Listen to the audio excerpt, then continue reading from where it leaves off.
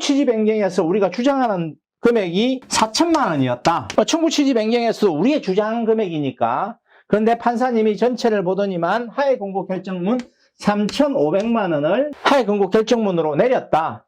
그래서 원고는 이의를 제기하지 않았고 피고도 의의를 제기하지 않았다. 그러면 이 금액이 손해배상 금액으로 확정됩니다. 다만 원고든 피고든 쌍방 중 일방이라도 이의를 제기하면 하해 공고 결정은 없는 것으로 되고, 이의가 쌍방이 없으면 판결문에 가름하는 그 효력을 가지고 3,500만 원이 이 하해 공고 결정금이 되면서 피고는 원고에게 3,500만 원을 지불하라. 그리고 그 밑에 뭐라 나오냐면 소송 비용은 각자가 부담하라라고 결정문이 나옵니다. 이렇게 되면 끝난 겁니다, 사건이. 자, 요 기간, 그럼 여기까지의 기간을 한번 봅시다. 2개월, 2개월, 1개월, 3개월, 2, 4, 5, 6, 7, 8, 요 기간까지가 들어가겠죠?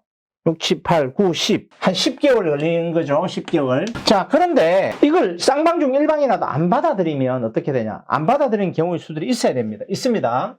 자, 금액의 문제가 아니고, 아주 복잡한 사건들이 있는데, 복합부위 통증증후군, 사지마비 환자인데, 한시장애를 받은 경우, 편마비인데, 한시장애를 받은 경우, 하해 권고 결정문을 받으면, 정신과 부분이 있는데 정신과에 이분은 아무리 봐도 낫지를 않는데 신체 감정에서 한시 5년간 예를 들어서 장애율이 30%다.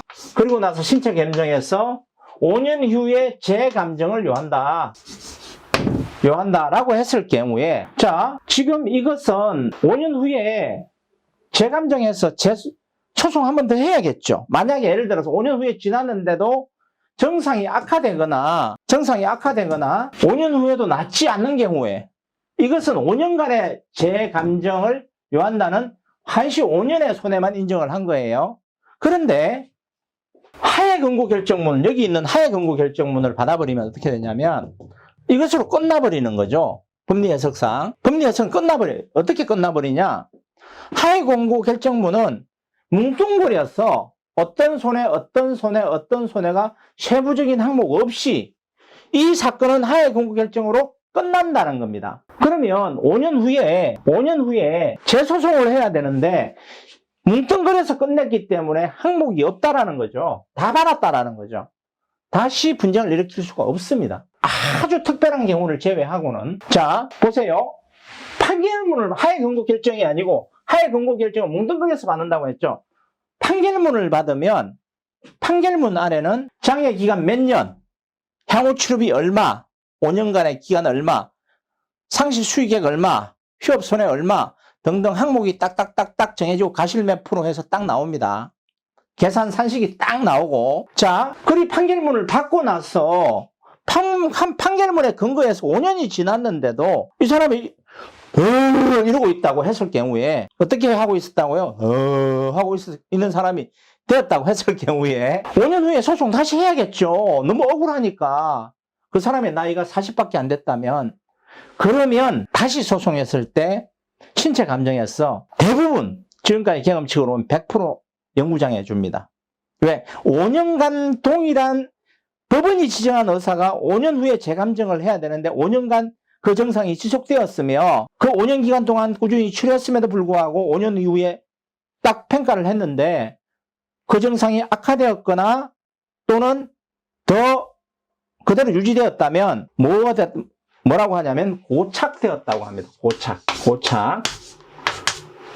자, 그 증상이 고착되었다라고 해서 영구장애가 나와버립니다. 그러면 그 손해는 엄청나게 많겠죠. 왜? 5년간의 30% 장애와 나이 40일 때 5년 지나 45세가 되었는데 45세부터 65세, 가동연한 65세까지의 노동상실률 30%다 계산하면 금액이 상당히 큰 금액이 나옵니다. 그런데 판결문을 안 받고 하해 권고 결정문을 받아버리면 이 소송이 거의 불가능하다. 새로운 소송이 불가능하다. 그래서 이런 경우에는 하위 공고 결정문을 누가 받지 말아야 된다? 원고가 보상받을 자가 받지 말아야 된다. 조금 전에 복합보위 통증증후군 CRPS라고 합니다. 통증장애 이런 거는 5년 후에도 안 날 확률이 매우 높습니다. 뭐 정신과 영역에 뇌를 손상 입었다. 이것도 대부분 많이 악화되는 쪽이지 개선되지 않습니다. 그런데 정신과 영역 부분은 상당한 기간이 지나지 않으면 첫 번째 신체 감정에서는 대부분 한시장애를 줍니다. 기질적 뇌 손상이 명확하게 있어서 뇌 연화증이 심하고 뭐 뇌에 그 조직세포가 뜯겨 나갔든지 뭐 이런 부분이 아니고서는 대부분 일단 먼저 한시를 준 후에 한시 2년 뭐 3년을 준 후에 신체 감정에서 다시 재감정 받으면 영구장애를 준다. 이런 것들은 어떻게 해야 된다? 하위 공고 결정문을 원고인 피해자가 받으면 안 된다. 자, 뭐 어떤 사유에서든 하위 공고 결정문을 안 받았어요. 그러면 어떻게 되느냐? 또 변론일이 잡히겠죠. 또 변론일이. 왜냐하면 하위 공고를 안 받았기 때문에 뭔가 주장할 게 있다라는 거죠. 자, 그렇게 해서 또 1차, 또 한 2차 정도 변론을 하면 그때서 공판일이 정해지겠죠. 공판일, 재판, 판결일이죠. 판결일이 잡혀지면 판결문이 나옵니다. 그러면 또 여기에서 어떻게 되나요?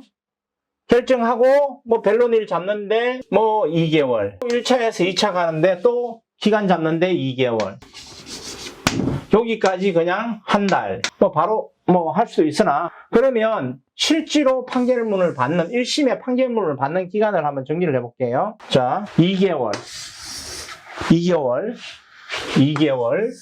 1개월, 그 다음에 그냥 3개월 잡을게요. 3개월.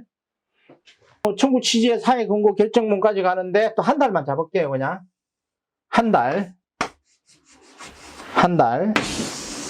잡고, 자, 두 달, 한 달. 자, 어떻게 되나요? 그러면 더 해봅시다.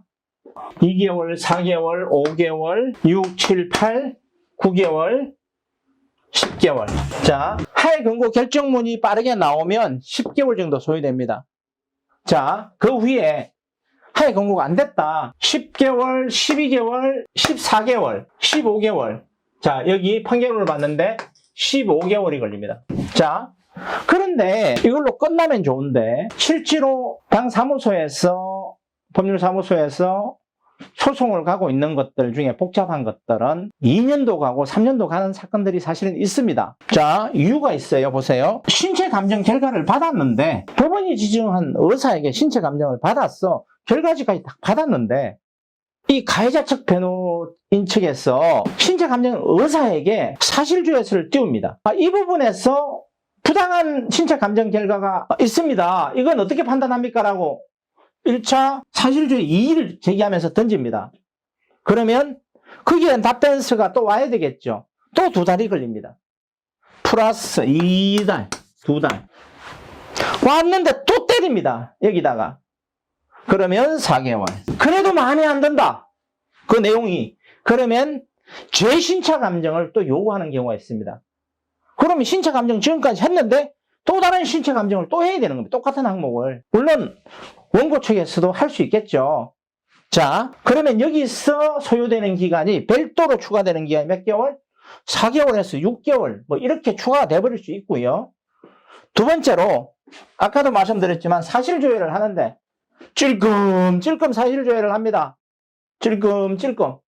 그러면 여기서 또 한 6개월 정도 더 추가될 수 있어요. 그럼 어떻게 되냐? 한 10개월이 어느 사이에 쓱 끼어 들어가 버립니다. 그러면 어떻게 되느냐? 실질적으로 2년이 소요될 수도 있다. 이런 것을 알고 소송은 진행해야 된다는 거죠.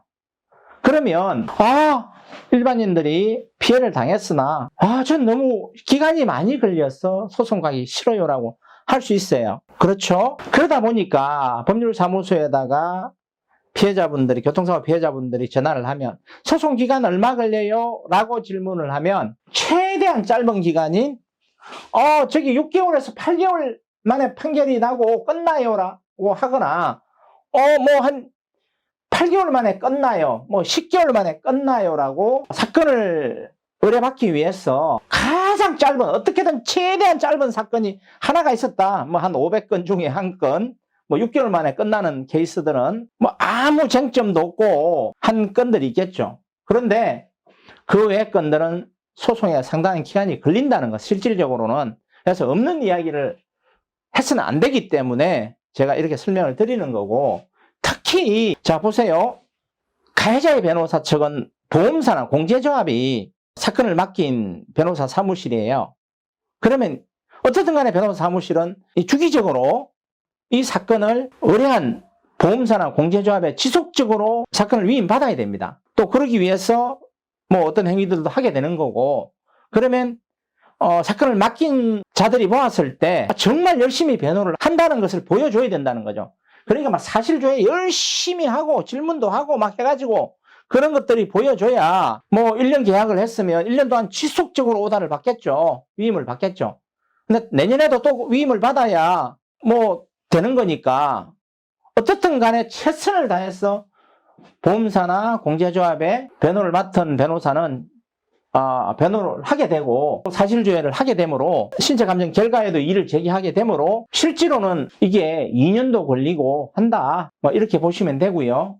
자, 그렇다고 해서 나 무서워서 소송 안 갈래요 하면 안 되는 부분들이 있습니다. 제가 다음 시간을 정하여 합의 조정이, 그러니까 소송 전 합의 조정이 피해자분들에게 유리한가, 정말 다시 이야기하면 소송을 가지 않고 합의 조정을, 소송 전 합의 조정으로 사건을 마무리 짓고 합의금을 받는 것이 유리한 사건이 있고, 소송을 가서 다투어서 판사님의 판결로 손해배상금을 받는 것이 유리한 경우가 있습니다. 명확하게 차이 나는 경우도 있고 하기 때문에 그런 부분에 대해서 이런 사건들은 소송으로 가세요. 가시는 게 유리합니다.